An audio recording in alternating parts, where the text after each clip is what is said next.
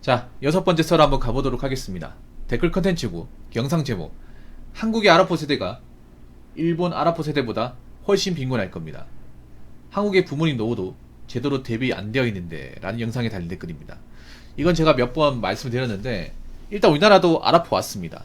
K 아랍포 왔죠. K 마키누도 왔습니다. 근데 웃긴 게 미디어에서 이야기를 하지 않습니다. 뉴스에서도 언급이 없어요. 그 여자분들은 이게 아라포가 뭔지 마키누가 뭔지 모릅니다. 제 방송을 보는 여자분들은 아실 거예요. 남자도 사실 모르는 분들이 좀 있어. 근데 여자분 몰라. 사실 왜냐하면 이 아라포와 마키누는 여자분들이 더 잘 알아야 되거든. 왜냐면 본인도 얘기니까. 앞으로 뭐 대한민국 미혼율은 여러분 아시겠지만 가면 갈수록 늘고 있고, 그리고 아라포 마키누 들어온 사람들은 이미 많아요. 많은데 자신들이 아라포가 뭔지, 내가 마키누인지 아닌지를 몰라. 자, 아라포 마키누가 뭐냐고요? 설명을 드릴게요. 일단 아라포라는 게 일본말이에요. 일본말. 자, 아라포 할 때 아라가 뭐냐 하면 영어로 어라운드. 어라운드가 무슨 말이냐 하면 주변, 근처란 말이에요. 어라운드 영어. 그 어라운드를 일본에서 아라라 부릅니다. 아라. 포는 뭐냐 하면 영어로 이제 폴티 40이죠. 40. 그래서 우리말로 하면 40살 주변 나이대 분들의 세대를 아라포 세대. 그러면 한 30대 후반에서 40대 초반 중반, 이 나이대 분들, 이 나이대 분들 중에 결혼을 못한 사람, 결혼을 못했는데 짝을 못 찾은 사람, 짝을 못 찾았는데 힘들게 사시는 분들, 그런 분들을 이제 아라포 세대라고 합니다. 보통 일본에서 뭐 남자도 포함되지만 보통 여자분들, 결혼을 못했는데 힘들게 사시는 분들, 힘들게 사는 미혼 여자분들을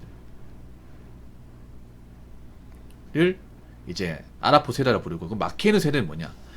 이제 마키누 세대는 약간은 아라포 세대보다 좀 상급 개념으로 그런 거예요. 마키누가 뭐냐면 싸움의 징계. 마케가 패배고 이누는 개.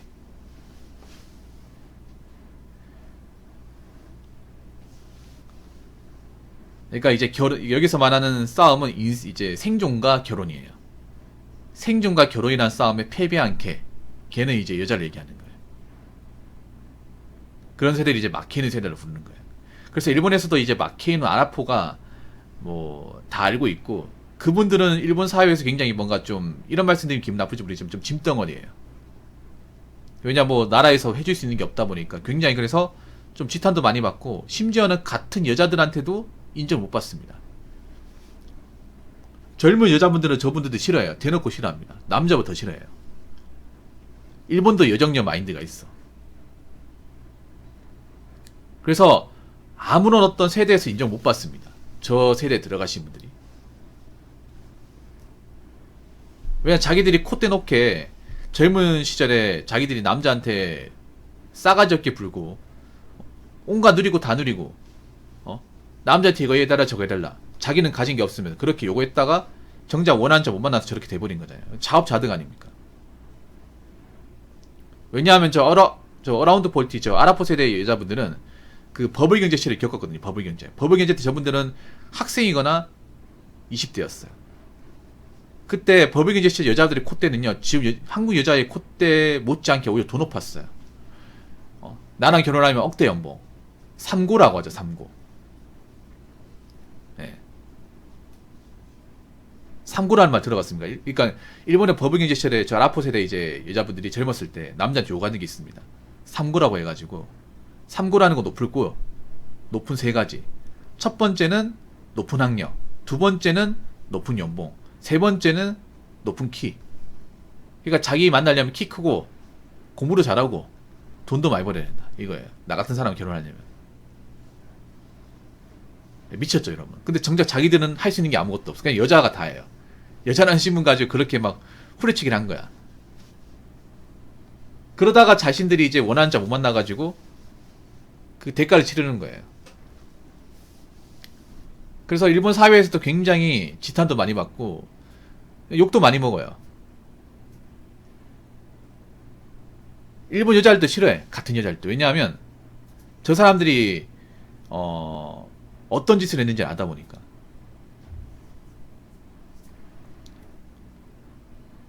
그리고 일본이 보면 왜 지금 일본 여자분들이 결혼을 일찍 하는지 아세요?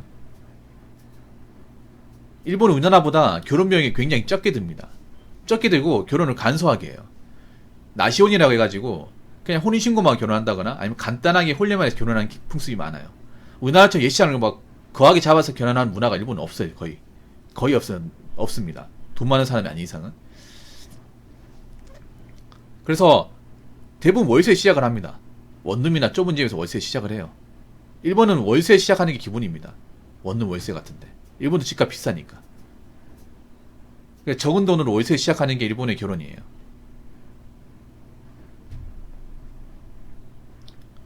일본 여자는 그리고 어떻게든 결혼할 때 선을 넘기지 않으려고 합니다. 선을 넘기지 않으려고. 왜냐, 일본 사회에서 그런 거예요. 일본 사회에서 여자가 나이 30이면 여자가 아니라는 거예요. 여자를 보지 않는다는 거예요. 그래서 일본 여자는 27, 8만 돼도 어떻게든 결혼하려고 안간을 씁니다. 그 선을 넘기지 않으려고. 왜냐, 내가 30 넘어가 버리면 그때 가서 남자들하고 만나기 힘들고 결혼하기 힘들고, 거기다가 나도 저런 K 아라포가 아니라 이제 아라포 마케이누 세대 들어갈 수 있으니까. 그리고 일본 사회에서 또 문제가 있어요. 이 마케이누 세대 문제가 뭐냐 하면, 이 마케이누 분들이 그래도 이제 생존이 가능했던 이유가 뭐냐 하면, 부모님이 돈이 있다 보니까, 부모님이 이제 아버지, 제가 전에 얘기했지만 일본의 아버지 세대분들, 일본의 586 세대 그분들은요, 베이비붐 세대, 그분들은 대부분 정년퇴직을 했어요. 일본은 사기업이 골모장이 잘 돼 있습니다. 일본의 대기업은. 그래서 자기가 자기 발로 그만두지 않는 이상은 사무직도 정년퇴직을 합니다. 그래서 일본의 저세대 아버지분들은, 마케인 세대 아버지분들은 정년퇴직 했어요. 연금이 나오는데 우리나라 공무원 이상으로 연금이 잘 나와요. 300 이상으로 잘 나와. 그리고 모아는 돈도 있으니까. 그래서 부모님한테 엉겨 붙으면서 부모님의 노후 비용 이제 그거 이제 받아가면서 사는 거예요. 연명하듯이.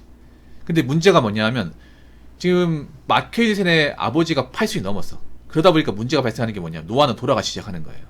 일본은 이제 연금 수령자가 사망하게 되면 연금이 안 나옵니다. 한 푼도 안 나와요.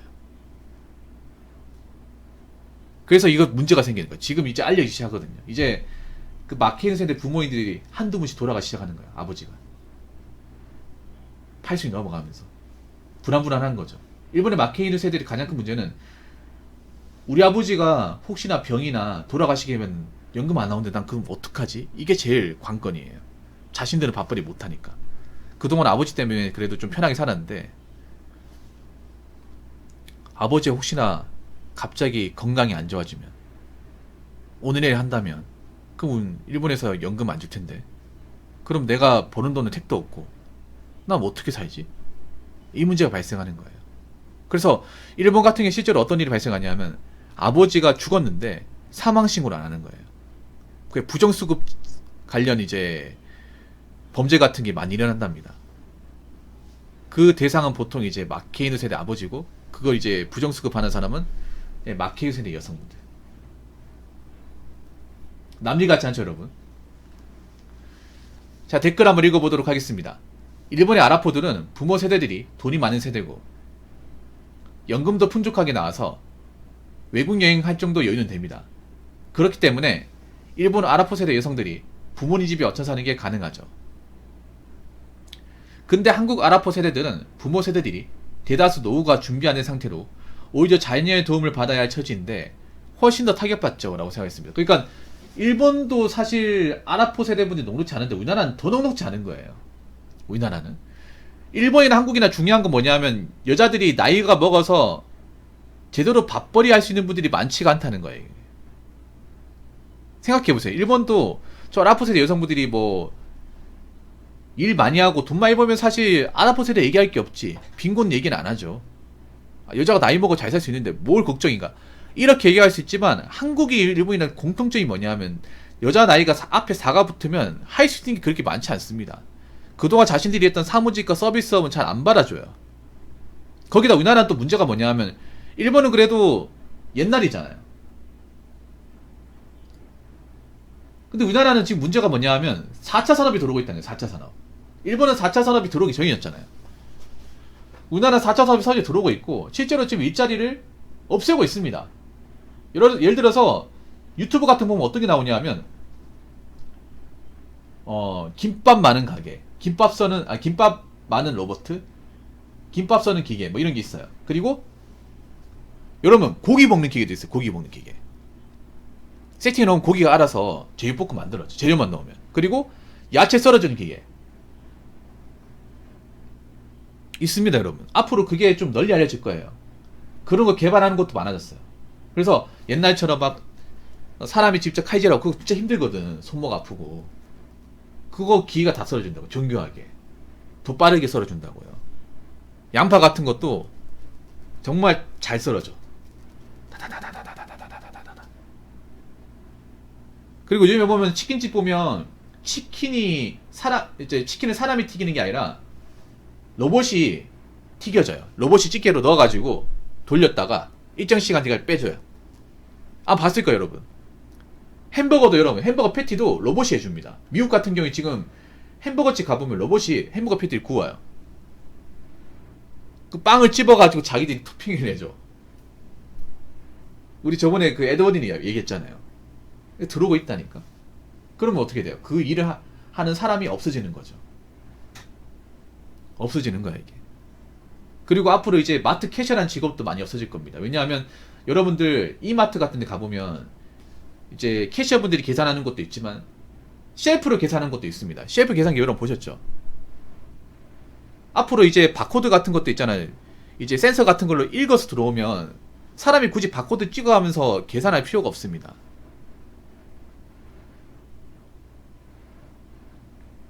그러니까 이제 컨베어 벨트 있잖아요, 여러분. 컨베어 벨트로 이렇게 쭉 가면서 레이저 같은 거, 이렇게 센서 같은 거 있잖아요. 그걸 바코드를 자동으로 읽어가면, 그러면 우리가 직접 찍어가지고 카드 긁어서 계산하면 끝나는 거야, 이게. 이것도 충분히 가능성이 있는. 그러면 캐시어 일이 필요가 없어요, 이게. 캐시어 일하시는 분들 정말 많거든요, 지금 대한민국에. 엄청나게 많아요.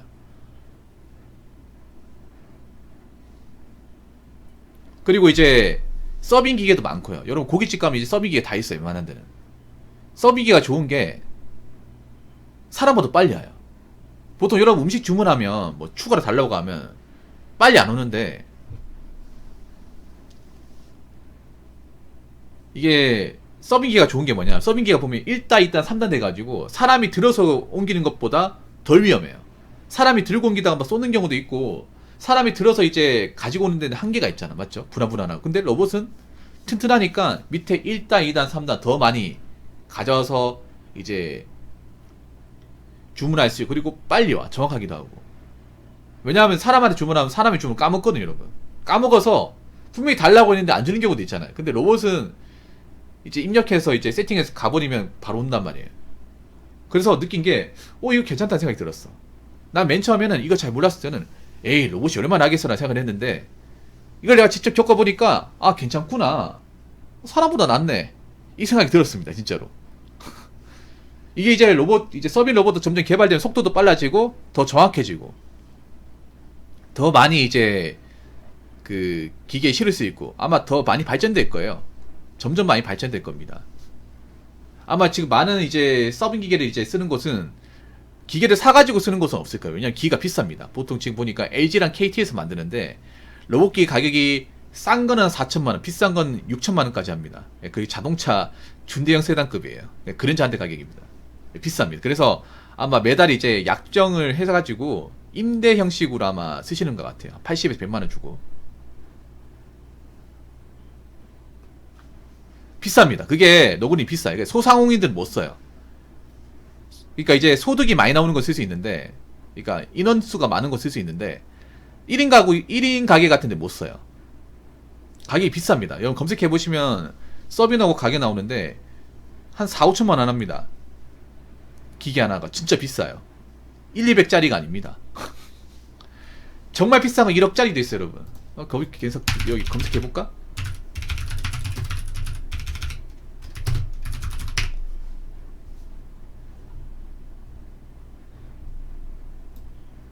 예, 서빙로봇 여기에 2,400만원. 이건 좀 너무 약한 거고, 좀 제대로 된 거는 5천만원, 6천만원대 해요. 여기 보면 7,200만원짜리도 있네요. 7,200만원짜리. 예, 보통 한 3천에서 4천만원 정도. 비싸죠. 아무래도 개발비가 많이 드니까 그런 것 같아. 저거 만드는데. 나중에 좀 더 개발되고 뭐 경량화되고 이제 점점 이제 기술 같은 게 좀 진보하게 되면 가격이 낮아지겠죠. 전기차도 요즘에 나온 것도 보면 다 비싸거든. 전기차도 5천만 밑으로가 없잖아요. 그거 왜 비싸겠어요? 개발비가 많이 들어가니까. 빨리 못 찍어내니까 이제 비싼 거잖아요. 점점 이제 좀 많이 진보하고 완성된 속도도 빨라지고 하면 낮아지겠지. 근데 모르겠어. 한번 올라가면 또 안 내려가니까. 아무튼 결혼을 못한다 하더라도 혼자 살 수 있는, 누구한테 손을 빌리지 않는 삶은 가능해야 됩니다. 가능해야 돼. 근데 우리나라는 지금 문제가 뭐냐 하면 K 아랍포 세대분들의 어떤 미래가 그렇게 밝지 않다는 겁니다. 일본보다 더 밝지 않다는 거예요. 그래서 우리는 지금 일본의 아랍포를 걱정한 게 아니라 한국의 K 아랍포를 걱정해야 합니다. 아시겠죠? 자, 이상으로 6번째 썰 마치도록 하겠습니다.